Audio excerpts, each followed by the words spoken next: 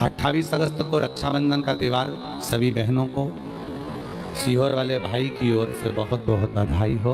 आपके जीवन में हमेशा खुशियां भरी। और हम तो फिर कहेंगे, जब रक्षाबंधन का त्यौहार आता है ना, हिंदू सनातन धर्म के जितने त्यौहार आते हैं उस समय पर कोई ना कोई बात सामने आ जाती है। फिर कोई कहेगा भद्रा लगा, कोई कहेगा ये लगा, कोई कहेगा वो लगा, कोई कहेगा कल दिवाली मनाओ, कोई क्या आज होली मनाओ, तो कोई कहेगा कब मनाओ।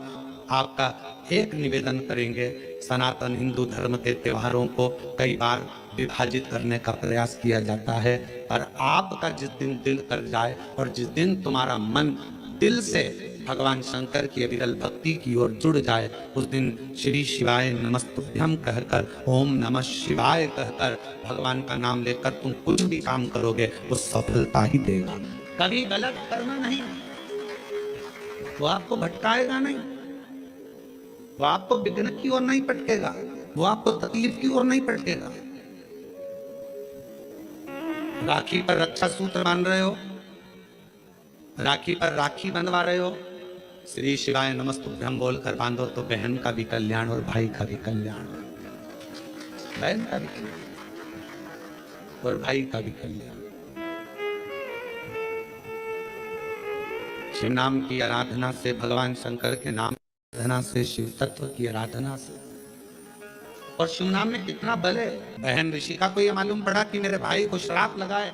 ऋषिका ने जो शंकर जी की भक्ति करी थी, शिव का स्मरण करा था, शंकर का मंत्र जाप करा था, ऋषिका पहुंच गई रक्षा सूत्र के दिन, रक्षाबंधन के दिन। ऋषिका ने जब देव ऋषि नारद के मस्तक पर तिलक करा, हाथ में रक्षा सूत्र राखी को जब बांधा, तो शिव नाम लेकर राखी को जैसे ही बांधा, देव ऋषि नारद उस श्राप से मुक्त हो चुके थे। और देव ऋषि नारद जहां सत्संग होता था वहां बैठकर कथा का तत्व ग्रहण कर लेते। एक बहन के रक्षा सूत्र में, एक रक्षा बंधन के सूत्र में वो बल होता है, और उसमें शिव नाम की मूलता। आपसे निवेदन है, जब आप रक्षा सूत्र बांधे, राखी बांधे, तो राखी भी श्री शिवाय नमस्तुभ्यं, श्री शिवाय नमस्तुभ्यं, श्री शिवाय नमस्तुभ्यं, श्री शिवाय। रक्षा सूत्र बांधा गया। आज रक्षाबंधन का त्यौहार, रक्षा सूत्र के रूप में बहन अपने भाई के हाथों में एक रक्षा सूत्र बांधकर भाई से एक प्रतिज्ञा लेती है कि आप इस भूमि पर जब तक मेरे प्राण हैं तब तक मेरी रक्षा करोगे। माताओं का पूर्णिमा का व्रत भी होगा, ऐसा नहीं है जाएगी राखी बांधने तो कह भी देगी हमारी तो पूर्णिमा, जी हम तो तुम्हारे भाभी भोजन नहीं करें। वही ननंद और आती है तो कह भी देती है आज तो हमारे पूर्णिमा, हम काय को भोजन करें तुम्हारे, आज हमारा पूर्णिमा का व्रत। और कई कई तो रक्षाबंधन पे इसलिए भी नहीं आती कि जाके करेंगे क्या, राखी बांधेंगे और रोटी का बोलेंगे तो रोटी तो खा ही नहीं सकते, व्रत है अपना, तो एक टाइम तो खा सको। पूर्णिमा के व्रत का तो महत्व है, एक टाइम तो भोजन कर सकते हो।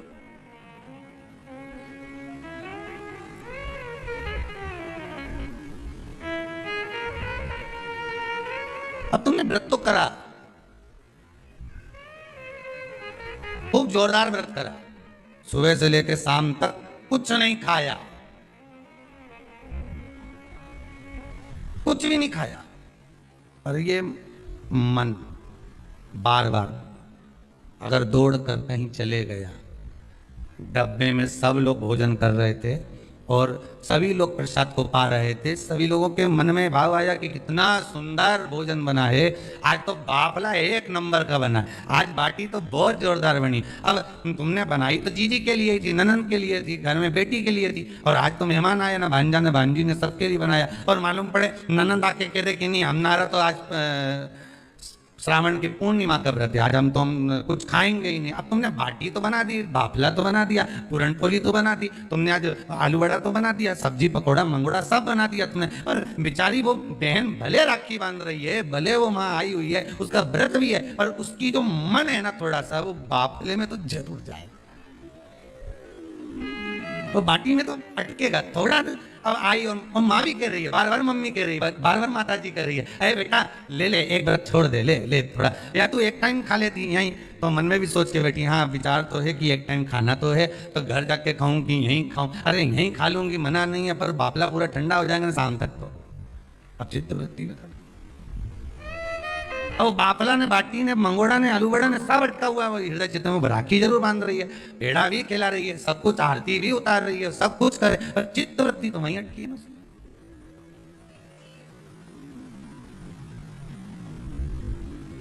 इसलिए शायद लोग भजन में गाते हैं, इसलिए कहते हैं कि श्री बांके बिहारी लाल गोपाल मन रखियो तेरे चरणन में, मन रखियो चरणन में, तन रखियो श्री वृंदावन। बस अर्थात शास्त्र कहता है कि इस मन को, इस चित्त को, इस वृत्ति को ले जाओ भगवान के चरणों की ओर, इस मन को ले जाओ भगवान की ओर। बहन लेके आती है ना, नारियल लाती है, श्रीफल, श्रीफल गोला नहीं, नारियल का सूखा गोला नहीं, क्या लाती है? श्रीफल। गोला तो आजकल फैशन का हो गया, नारियल का गोला तो फैशन है, क्योंकि नारियल लेके जाएंगे, नारियल 10 रुपए का है, भाई को लगना चाहिए कि कोई वीआईपी चीज लाई, इसलिए नारियल का गोला लिया। पर यहाँ कहीं पुराण में कहीं लिखा हो नहीं कि नारियल का गोला दिया था लक्ष्मी जी ने राजा बलि को, या इंद्राणी ने इंद्र को रक्षा सूत्र बांधा था तो उसमें नारियल का गोला दिया था। यहाँ कहीं लिखा हुआ, तुम कहीं पढ़ो तो मुझे जरूर भेज देना। रहे हो उसमें श्रीफल, जिसमें जल हो, पानी हो, और पानी वाला फल जब हाथ में देकर रक्षा सूत्र बांधती है बहन, तो भाई का भी घर भरा रहता है और बहन का भी घर भरा रहता है। भाई का भी घर भरा और बहन का भी, जिसमें जल भरा हो, जिसमें पानी भरा हो, वो श्रीफल होना चाहिए। और गोला रखो, मना नहीं है, तुम्हारा मन कर गया कि गोला लेकर आई हूं कि भाभी 2-4 दिन खा लेगी, छोरा चोरी खा ले, टोरा टोरी खाएगा, हाँ तो रख दो तुम, मना नहीं है। तुम जो दो तो गोला बाद में दे दो, पर हाथ में जब रक्षा सूत्र बंधे, जब राखी बंधे, तो तुम्हारे हाथ में श्रीफल होना चाहिए, नारियल होना चाहिए। क्यों? पहले की कथा में आप स्मरण करेंगे, जो हमने मुंबई में स्कंद पुराण वाची थी, उसमें वर्णन किया था, श्रीफल कार्तिकेय बाबा का प्रतीक है, श्रीफल संत का प्रतीक है, स्कंद का प्रतीक। आप नारियल का गोला दो, 50 बार दो, 10-10, 20-20 गोले दे दो, 50-50 गोले दे दो, मना नहीं है। 2-4-8 झोला भर के दे दो, हम वो भी मना नहीं करते, एक बोरा भर के दे दो, उसका मना नहीं। पर श्रीफल की मूलता है, यहाँ नारियल का जो श्रीफल है उसकी मूलता। और कितनी सुंदर बात है, नारियल जो बहन भाई को देती है, श्रीफल हाथ भरा हुआ रखती है, भाई को बहन जब श्रीफल देती है तो भाई वही श्रीफल अपनी बहन को कुछ दक्षिणा अर्थात कुछ रुपया रखकर, कुछ भेंट रखकर, कुछ स्वरूप रखकर, जब बहन इतनी दूर से आई, वही श्रीफल भाई फिर बहन को दे देता है, ये ले तू ले, तू रख ले। और बहन उस श्रीफल को लेकर नहीं जाती, बहन क्या कहती, नहीं नहीं तुझे रखना पड़ेगा, तू रख। तो दो चीज में से जब श्रीफल भाई भेंट रख कर देता है अपनी बहन को, तो बहन श्रीफल वहीं भाई के घर छोड़ देती है, भेंट का कुछ भाग लेकर चल देती है। ये बहन का रक्षा सूत्र को लोगों ने बिगाड़ दिया। आज के जमाने में तो रक्षाबंधन का भी महत्व लोग नहीं जानते कि कैसे रक्षा सूत्र बनना चाहिए, कैसे रक्षाबंधन होना चाहिए, उसका भी विशेष महत्व होता है भाई, उसकी भी मूलता होती है। और एक बात कहूंगा आज रक्षाबंधन पर, आपको अच्छी लगे तो आप स्वीकार करना, ना लगे तो आप छोड़ देना। वैसे भी सीवर वाला महाराज ताड़ी ताड़ी बोले उसमें क्या दिक्कत, तो बोलने में तो कोई पीछे हटूंगा नहीं। एक निवेदन आप सबसे करूंगा, आपको अच्छा लगे अपने जीवन में उतारिएगा, ना लगे कोई बात नहीं, छोड़ दीजिएगा, पर उतारना जरूर। बहन से प्रॉपर्टी के चक्कर में कितना भी झगड़ा चल रहा हो, बहन का भाई से एक मकान के चक्कर में कितना भी झगड़ा चल रहा हो, संपदा के चक्कर में कितना भी झगड़ा चल रहा हो, तो भी निवेदन करूंगा, बहन और भाई तुम खूब लड़ो प्रॉपर्टी और जमीन के लिए, पर रक्षाबंधन के दिन कम से कम एक दूसरे के नहीं भी जाओ तो फोन लगाकर जीजी और बहन भाई से, भाई बहन से एक बार तो बात कर लो, क्योंकि धन अपनी जगह रह जाएगा साहब, वहां धन नहीं जाने वाला, आपका व्यवहार जाने वाला है, आपका प्रेम जाने वाला है। माना उसने कुछ भी करा हो, अदालत में केस लगा दिया हो, 25 केस चल रहे हो अदालत में, 50 बार तुम्हें पेशी पर जाना पड़ रहा हो, 50 बार झगड़े हो गए, 50 बार तलवार लेकर खड़े हो गए, डंडे लेकर खड़े हो गए, एक दूसरे को मारने को तैयार हो गए, पर निवेदन है, एक माता के गर्भ से तुम जन्मे हो, कम से कम उस माता के दूध का फर्ज अदा करो। और एक बार कितना भी झगड़ा हुआ हो, इस आस्था चैनल के माध्यम से आज रक्षाबंधन के दिन भले राखी बंधवाओ मत बंधवाओ, राखी बांधने कौरवों को जाती है, कौरवों की बहन राखी बांधने के लिए पांडवों को जाती है। जरा विचार करिए, क्या युद्ध के मैदान में लड़े नहीं? क्या युद्ध के मैदान में मरे नहीं? युद्ध अपनी जगह पर है, लड़ाई अपनी जगह पर है, पर एक त्योहार की त्योहार कम से कम आज बूढ़ी सी बूढ़ी भी माँ होती है ना, तो रक्षाबंधन पर तो उसको भी मायके की याद आती है साहब। क्यों नहीं जाती वो? क्योंकि ये घर कौन देखे, बहू सब चली गई तो उसको तो देखना है ना। बूढ़ी से बूढ़ी भी माँ हो ना, तो उसको भी याद आती है मायके की। वो बहू से कह देती है, ले लिफाफे में थोड़ी सी 2 राखी रख दे और हमारा दोनों भाइयों के लिए कोरियर कर दे। 5 दिन 8 दिन पहले से कह रही है, भेज दी क्या बेटा, भेज दी क्या बेटा? हाँ मम्मी भेज दी है। वो पहुंच जाए, उसमें एक पत्र लिख के डाल दे कि बंधवा लेना, हो तारी बुआ ने भेजी है, बंधवा लेना, तेरी बहन ने भेजी है।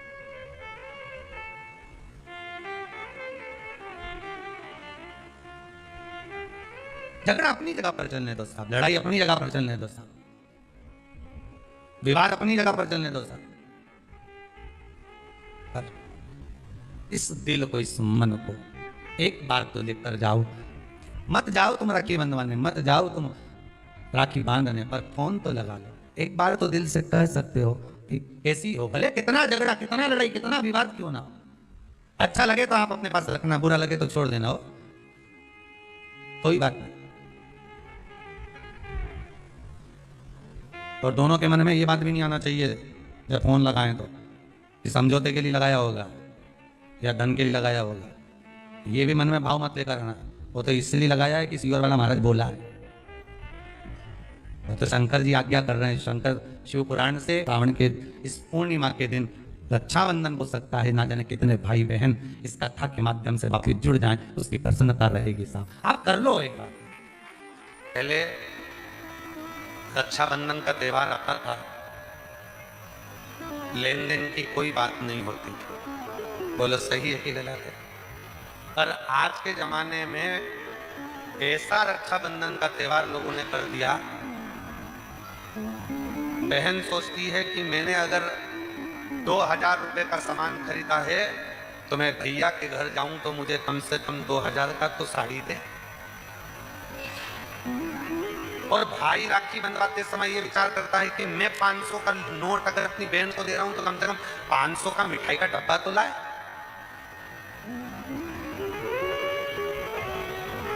बोलो बोलो सही है कि गलत? मतलब आज के जमाने में जो संबंध है वो केवल लेन देन के रह गए हैं, उसमें प्रेम नहीं रहा। प्रेम नहीं।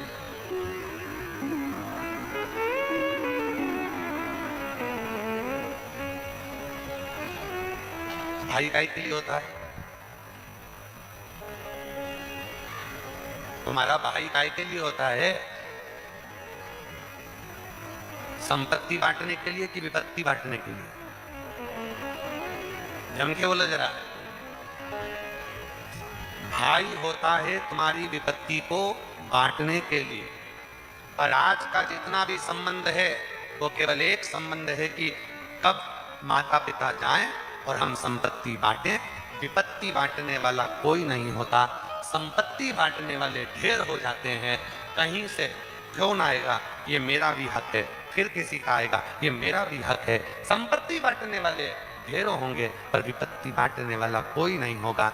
जब विपत्ति बांटने वाला कोई नहीं होगा तब उस जगह पर केवल एक देव अधिदेव महादेव और एक लोटा जल ही सामने खड़ा।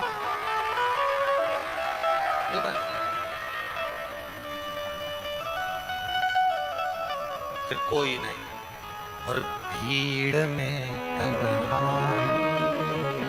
प्यास की गहराई, दर्द में रुसवाई, मुझे तुम याद आते हो।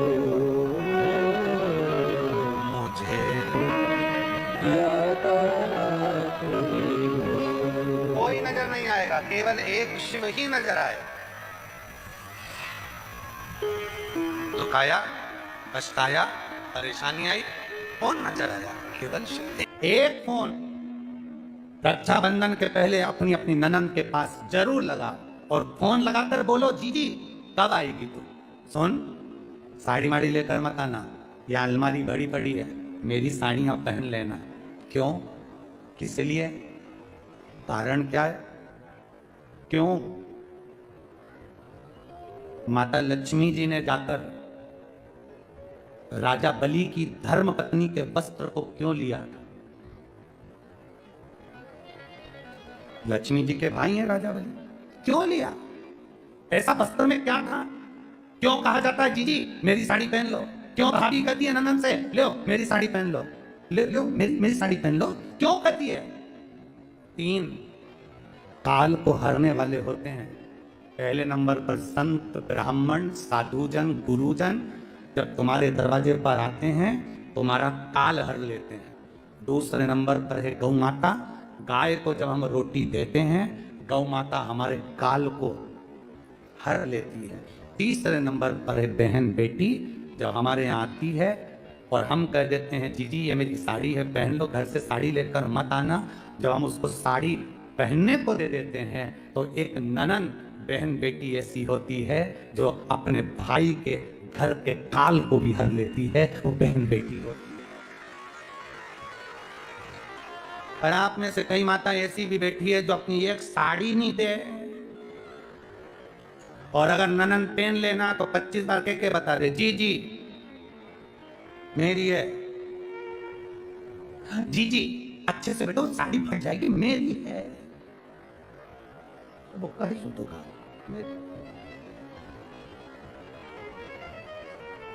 करो तैयारी राजगढ़ वालों, अपने अपनी नंदों को, अपनी अपनी बहन बेटी को रक्षाबंधन से पहले एक फोन लगाकर कहना जीजी तेरी याद आ रही है, आजा जरा जल्दी आना, 2 दिन पहले आना, अपने बच्चों को लेकर आना और हमारे घर का भंडार भर कर जाना। तेरे आने से हमारा भंडार भरा है, तेरे आने से हमारा भंडार। वाह, कितना भी झगड़ा हो, भले बोलचाल नहीं हो, तुम्हारी लड़ाई हो रही हो, झगड़ा हो रहा हो, तो भी मेरा निवेदन है एक बार अपनी नंदों को फोन जरूर लगाना, एक बार जरूर करना। क्या विचारे थे राजगढ़ वालों?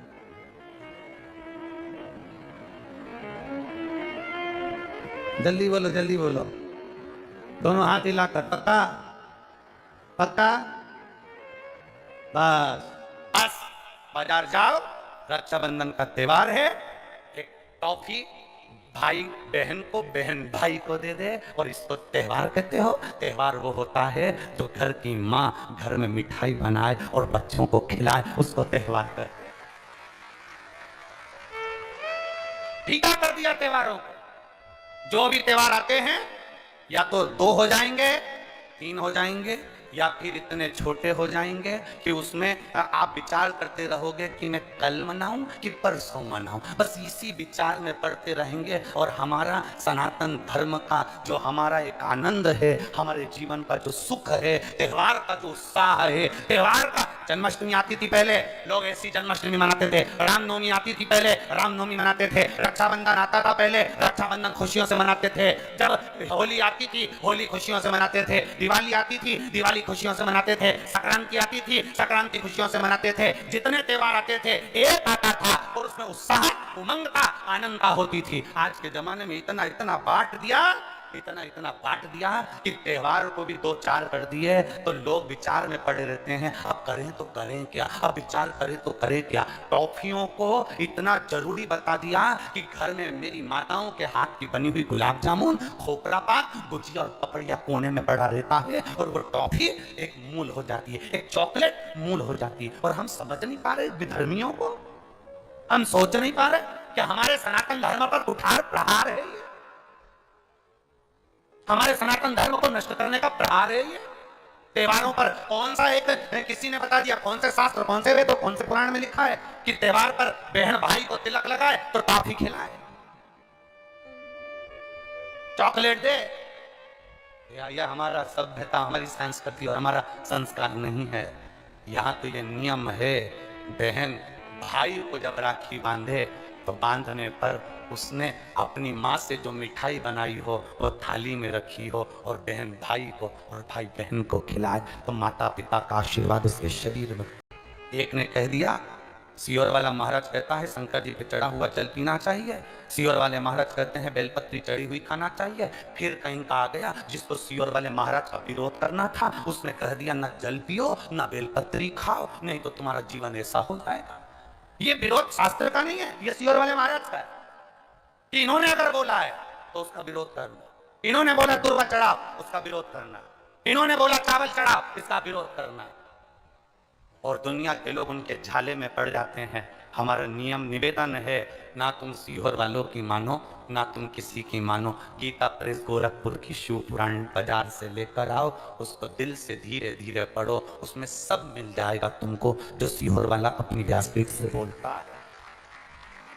स्कंद पुराण लाओ, नर्मदा पुराण लाओ, लिंग पुराण लाओ, देवी भागवत लाओ, ब्रह्म विवर्त पुराण लाओ, सारी पुराणों को घर में लाकर रखिए और एक एक पुराण का धीरे धीरे अध्ययन करो। किसी और वाला महाराज कहीं अलग जगह से तो नहीं बात रहा, एक एक पुराण का अध्ययन करो। केवल फेसबुक यूट्यूब और मोबाइल पर ज्ञान नहीं मिलता कि आप थोड़ी देर खोल के बैठकर आपने ज्ञान ले लिया, ये तो हमने पढ़ा था शास्त्र में। शास्त्रों को पढ़िए, वेद को पढ़िए, अपने पुराणों को पढ़िए, उसका अध्ययन करिए कि बेलपत्री का चरित्र कहां वर्णन करा, एक बेलपत्र दान का जो वर्णन हमारे शास्त्रों में किया गया, एक वृक्ष लगाने का फल हमारे शास्त्रों में कहा गया, एक भूखे व्यक्ति को भोजन कराने का फल हमारे शास्त्रों में कहा गया, उसको पहचानिए। पूर्णिमा की रात्रि को अपने हाथ में लेकर अपने नयनों से लगाकर शरीर पर से स्वयं उतार कर उसको दरवाजे के पास रख दीजिए। पूर्णिमा की रात्रि को पूर्ण होने पर उस चावल को दूसरे दिन सूंघ कर बहते हुए पानी में डाल दीजिए। महाराज कितने भी रोग से ग्रसित हो गए, पीपल का एक पत्ता 52,000 ब्राह्मण की साक्षी कराता है। महाराज बहुत ध्यान देना, पीपल के वृक्ष में स्वयं नारायण का, मेरे कृष्ण का वास है। स्वयं भगवान गीता के अंतर्गत कहते हैं कि मैं पीपल का वृक्ष हूं, नारायण उसी 52,000 ब्राह्मणों का वासा एक पीपल के पत्ते में होता है। और आपको पहले भी कथा में कहा, गाय ब्राह्मण बहन बेटी ये सब काल का हरण करने वाले, काल को हरने वाले। और मिटाई शिव का स्मरण करो। पूर्णिमा के दिन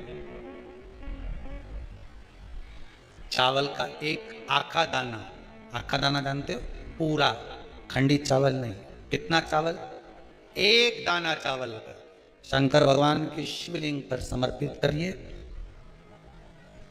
एक बेलपत्र जिसका डंडी का मुख अपनी ओर हो, जहां से चावल चढ़ाया है, उस चावल के ऊपर अपनी कामना कर कर रख दीजिए और चंद्रमौली भगवान का स्मरण करिए। कौन से भगवान? शंकर भगवान का सर्वश्रेष्ठ सुंदर नाम है चंद्रमौली। चंद्रमौली भगवान का स्मरण करिए, अपनी कामना कर कर बेलपत्र समर्पित कर कर शिव जी पर एक लोटा पानी, एक जल पात्र समर्पित करो, कलश से जल चढ़ा दीजिए, नैनों में वो जल लगाकर अपनी कामना कर कर वापिस घर को आइए। अगली पूर्णिमा आएगी, जो कामना करी है मेरा चंद्रमौली भोलेनाथ उसे पूर्ण करेंगे। मेरे शिव महापुराण की कथा में ऐसा कहीं नहीं लिखा कि तुम अपना घर छोड़कर किसी नदी के तट पर जाकर बैठकर तप करो। शिव महापुराण में यह भी नहीं लिखा कि तुम अपना घर छोड़ दो। शिव महापुराण में यह भी नहीं लिखा कि तुम अपना परिवार छोड़ दो। शिव महापुराण में यह भी नहीं लिखा कि तुम अपना घर परिवार कुटुंब कबीला छोड़कर संत बन जाओ, साधु बन जाओ, सन्यासी बन जाओ। शिव महापुराण में यह भी नहीं लिखा, क्योंकि भगवान शंकर सीख देते हैं, मैं सुख हो चाहे दुख हो अपनी पत्नी को नहीं छोड़ता, अपने बच्चों को नहीं छोड़ता, अपने परिवार को नहीं छोड़ता और अपने गांव को नहीं छोड़ता। तो तुम थोड़ा सा दुख आता है और तुम इतने निराश हो जाते हो, इतने निराश। अभी एक इंदौर की घटना देखी, उसमें पति पत्नी का झगड़ा हुआ और पति पत्नी का झगड़ा हुआ और पत्नी को मार दिया, पत्नी मर गई, बच्चे मर गए। फिर एक घटना देखी कहीं उत्तर प्रदेश की कि आपस में झगड़ा हुआ और पति पत्नी आपस में बच्चों को मार के खुद मर गए। कहाँ है? शिव महापुराण में कहीं नहीं लिखा कि तुम संत बन जाओ, शिव महापुराण में कहीं नहीं लिखा कि तुम साधु बन जाओ, शिव महापुराण में कहीं नहीं लिखा कि तुम तपस्वी बन जाओ। शिव महापुराण में इतना लिखा है साधु बनना सरल है, सन्यासी बनना सरल है, तपस्वी बनना सरल है, नदी के घाट पर बैठकर तप करना सरल है, और घर में रहकर परिवार का भरण पोषण करना कठिन है, और एक अच्छा गृहस्थी बनना कठिन। शिव पुराण कहती है, शंकर जी की कथा कहती है, शिव जी कहते हैं मैं अपनी पत्नी के साथ रहता हूं। कोई देवता भगवान नारायण की मूर्ति का दर्शन करिए, भगवान विष्णु की मूर्ति का दर्शन करिए, भगवान विष्णु के पास में लक्ष्मी जी मिलेंगी। बोलो सही है कि गलत है? जम के तो बोलो। सीताराम जी का दर्शन करिए, राम जी के पास में माता जानकी जी मिलेंगी। राधा कृष्ण का दर्शन करिए, कृष्ण जी के पास में राधा जी मिलेंगी। ब्रह्मा जी के पास ब्रह्माणी मिलेंगी। केवल 33 कोटि देवता में केवल एक देव अधिदेव महादेव से हैं जिनका शिवलिंग पृथ्वी पर होता है, जमीन पर होता है, और पार्वती जी का स्थान शिव जी के स्थान से ऊंचा होता है। उज्जैन महाकाल में जाकर दर्शन करो, शंकर जी नीचे, पार्वती जी ऊंची। सोमनाथ में दर्शन करो, सोमनाथ नीचे, पार्वती जी ऊंची। ओंकारेश्वर दर्शन करो, शंकर जी नीचे, पार्वती जी ऊंची। भीमा शंकर जाकर दर्शन करो, शिव जी नीचे, पार्वती जी ऊंची। केदारनाथ जाकर दर्शन करो, शिवलिंग नीचे, पार्वती जी ऊंची। 12 ज्योतिर्लिंग और जितने उपलिंग है उनका भी दर्शन करिए। शिव के मंदिर का दर्शन करिए, शंकर जी नीचे होंगे, पार्वती जी थोड़े से ऊंचे स्थान पर होंगी। क्यों? क्योंकि 33 कोटि देवता में केवल एक देव अधिदेव ऐसे हैं जो अपनी धर्म पत्नी को सम्मान देते हैं और कहते हैं कि इसको ऊंचा रखा जाए, इसको मान दिया जाए, सम्मान दिया जाए, इसको ऊंचा स्थान दिया जाए। केवल शिव समझाते हैं कि अपनी धर्म पत्नी को आप जितना मान दोगे, सम्मान दोगे, आदर दोगे, दुनिया उतना आपका आदर करेगी, उतना सम्मान करेगी। नहीं तो लोग करेंगे अपनी लुगाई का सम्मान नहीं करे, पत्नी का सम्मान नहीं करे, भाई का सम्मान नहीं करे, बहन का सम्मान नहीं करे, कुटुंब का सम्मान नहीं करे, रिश्तों का सम्मान नहीं करे, कौन करे? आदर हो, सम्मान करो। भाई है तुम्हारा, भले द्रोही हो गया, भले दुश्मन हो गया, भले लड़ाई हो गई, बहन है तुम्हारी, भले लड़ाई हो गई, भले दुश्मन हो गया, कितना भी अंटी हो जाए, कितनी भी दुश्मनी हो जाए तो भी, और जितनी मेरी जीजियां बैठी हैं, जितने मेरे जीजा बैठे हैं, जितनी मेरी बेटियां बैठी हैं, जितने मेरे बुजुर्ग माँ बाप बैठे हैं, जितने बेटे बैठे हैं, सबसे करवत निवेदन है, रक्षाबंधन का त्योहार आ रहा है, तुम्हारे बहन भाई में कितना भी झगड़ा हो, तुम्हारी रिश्तेदारी में कितनी भी झगड़ा हो, पर एक बार मेरा जितने जीजा बैठे हैं और जितने पुरुष कथा सुन रहे हैं और जितनी भाभियां कथा सुन रही हैं, सबसे निवेदन है अपनी ननन को भले कितना भी झगड़ा हो, एक बार फोन लगाकर बोलो जीजी राखी पर आना है, राखी पर जी राखी पर आना। अब कई लोग कहते हैं जी हमारी ननन तो आती है, हम उसको साड़ी दिलाते हैं, हम उसको कपड़ा दिलाते हैं, उसके बच्चों को 100 200 500 का लिफाफा देते हैं, वो तो कुछ नहीं देके जाती। मत दे, मत दे।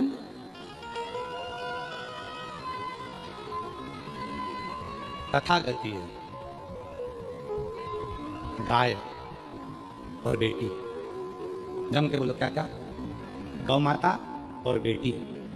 गाय जब तुम्हारे दरवाजे पर आती है तो तुम्हारे दुख हर कर जाती है, और बेटी भले तुम्हारे यहाँ आकर मायके में कुछ ना दे, फिर भी वो तुम्हारे पूरे दुख को हर कर लेकर चली जाती है। गाय और बेटी ये दुख है। लगाना फोन, 28 तारीख की राखी है, अपनी अपनी ननन को, तुम कितनी भी लड़ लियो बोले ननन से, कोई बात नहीं, झगड़ा हो गया ना कोई बात नहीं। कितने दिन का झगड़ा रहेगा, कब तक रहेगा? जीवी तो तब तक, ऊपर जाके झगड़ोगे नहीं, ऊपर दिख जाए ये बिमला वही है मेरी ननन, छोड़ूंगी नहीं उसको। एक तरफ नरक एक तरफ स्वर्ग, बीच में खिड़की रहेगी, तुम वहीं से लड़ती रहना, लड़ना और अच्छा जूड़ा बांध के लड़ना। देखो लड़ो, कब तक लड़ोगे? जब तक वो कर लेगा। आग लगे बस्ती में अपन रहो, बस्ती में।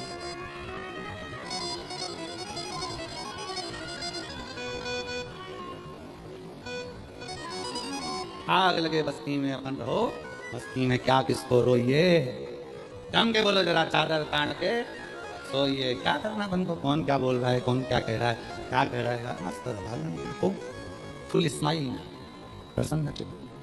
जितना ज्यादा कर्जा हो उतने ज्यादा खुश रहना, जितने ज्यादा बीमार हो उतने ज्यादा स्माइल में रहना, जितना दुख परमात्मा दे उससे, जितना दुख दे उससे दुगने खुश रहना।